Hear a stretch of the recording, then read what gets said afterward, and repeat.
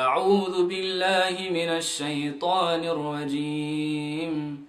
ولقد خلقنا الإنسان ونعلم ما توسوس به نفسه ونحن أقرب إليه من حبل الوريد إذ يتلقى المتلقيان عن اليمين وعن الشمال قعيد ما يلفظ من قول إلا لديه رقيب عتيد وجاءت سكرة الموت بالحق ذلك ما كنت منه تحيد ونفخ في الصور ذلك يوم الوعيد وجاءت كل نفس معها سائق وشهيد لقد كنت في غفلة من هذا فكشفنا عنك غطاءك فبصرك اليوم حديد وقال قرينه هذا ما لدي عتيد ألقيا في جهنم كل كفار عنيد مناع للخير معتد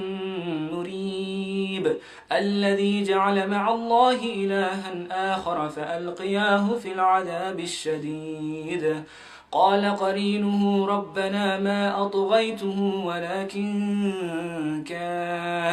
ولكن كان في ضلال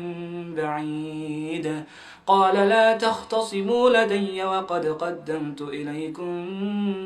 بالوعيد ما يبدل القول لدي وما أنا بظلام للعبيد يوم نقول لجهنم هل امتلأت وتقول هل من مزيد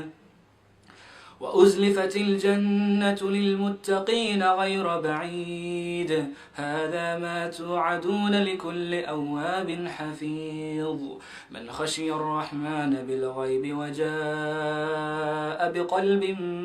منيب ادخلوها بسلام ذلك يوم الخلود لهم ما يشاءون فيها ولدينا مزيد